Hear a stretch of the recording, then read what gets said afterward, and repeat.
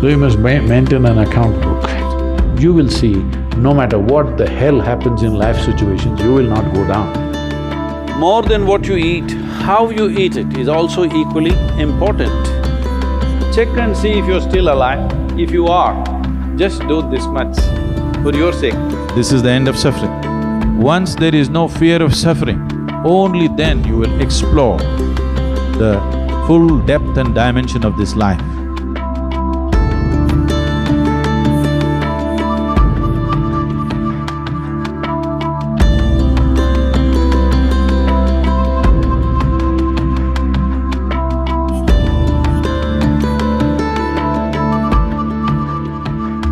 Outside challenges are many. There are many things in the world. Some things will happen, some things won't happen, some things will act for us, something will work against us. These things are happening all the time. But am I functioning for myself or am I functioning against myself? Within this, is my life little more exuberant, little more better, little more joyful, little more peaceful? You just measure this every day. So you must maintain an account book. Yes, if you're doing business, how do you know whether you're progressing? Only one who keeps accounts knows whether he is making money or going down, isn't it so? Similarly, you must maintain an account. You just see, let's say yesterday you were joyful 5 times in the day. Today if you're 6, you're better. Tomorrow if you're 7, you're better. But day after tomorrow if you're 3, you're worse. How many moments of joy do you have? Why I'm talking about joy is we are not using joy as a goal. Joy is a measure. Joy means you're at ease. Joy means you become more of life than being a mental mess, isn't it? Joy does not mean that you attain to something. Joy simply means life has come to ease, you're not messing yourself up. Spend 5 minutes, have I been better today than yesterday? Has my day been better? Every day, if you keep accounts, you will see, no matter what the hell happens in life situations, you will not go down.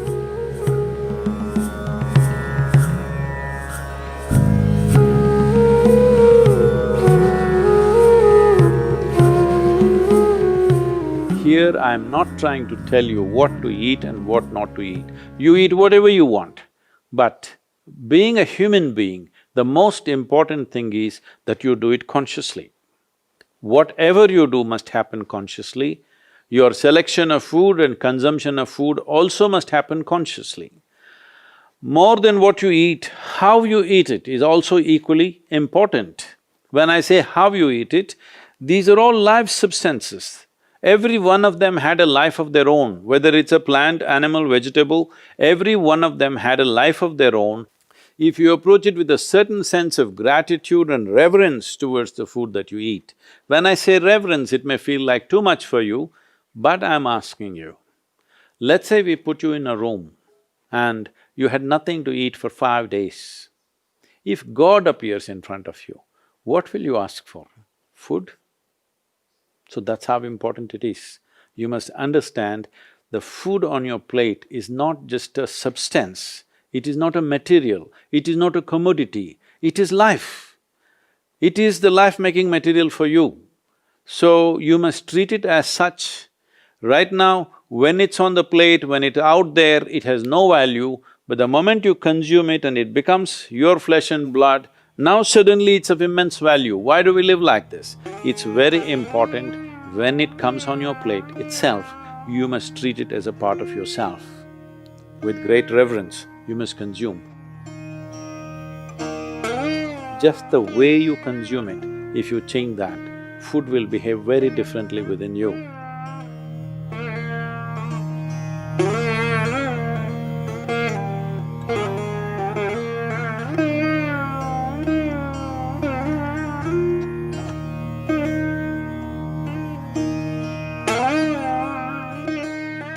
The soil that you walk upon has a certain sense of intelligence and memory.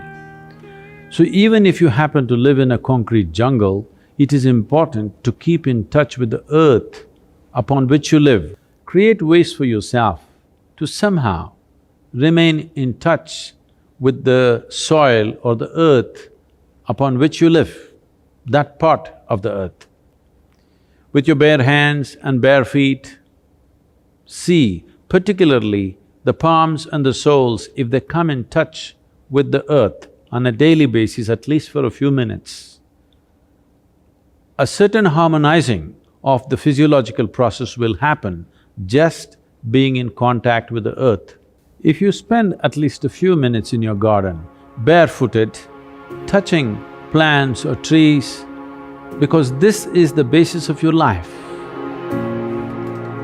All life, yours and every other creature, has come out of this earth. Stay in touch with it and harmonize your system.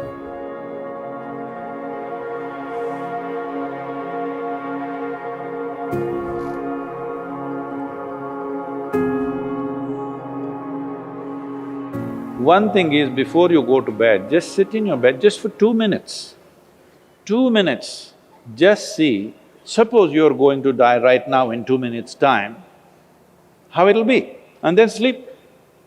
You will see tomorrow when you wake up, you will wake up like you just born. If you go to sleep with this awareness, you will wake up with a completely new dimension of energy within you. Suppose you wake up tomorrow. No, that's not… See, you think it's a joke, that's a problem. Every day, nearly 300,000 people don't wake up tomorrow. So in case you wake up tomorrow, check and see if you're still alive. If you are, just do this much, for your sake, not my sake. One big smile, you're still alive. Hello?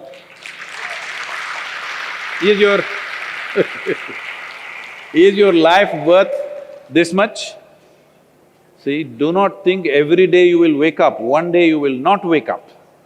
Yes or no? Tomorrow morning you woke up, check if you're still alive. If you're dead, I will pardon you. If you're alive, one big smile. Then if 300,000 people die on the planet, maybe 3 to 5 million people would have lost somebody who's dear to them. So just check those 4 or 5 people who matter to you in your life, all of them still alive. One more smile. Hello? And you looked at the watch, it's 7 o'clock and you're still alive. One more smile. Hello? From now on you must do this every time you look at the time. If you're alive, you must smile, because this is the greatest thing happening to you. Not your money, not your profession, not your family, you're alive right now, this is the thing. Very brief, let's make it happen.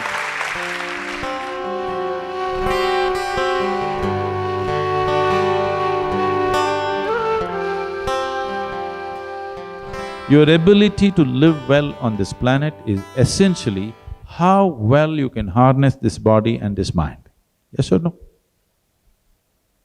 So if you have to harness this the way you want it, it's very important. There is a little space between you and the body. There is a little space between you and the mind. Whatever suffering, any kind of suffering that you have known in your life has entered you either through the body or through the mind. Do you know any other kind of suffering? Do you know any other kind of suffering? Physical suffering, mental suffering. There's only 2 things you know, isn't it? If a little distance arises between you and the body, between you and the mind, this is the end of suffering. Once there is no fear of suffering, only then you will explore the full depth and dimension of this life. So, one thing we want to do is, we are bringing this what's called as Isha Kriya, which gives you a distance between you and your thought, between you and your body. If people experience this for 2 minutes a day, their lives will change. Definitely, I'm telling you. Once they know the freedom of it, you will not like anything. You will not like any drink or drug or whatever, because it is a much big high than that. Much big high than anything that you have seen. So one of the resolutions that you take for the new year is, I meditate.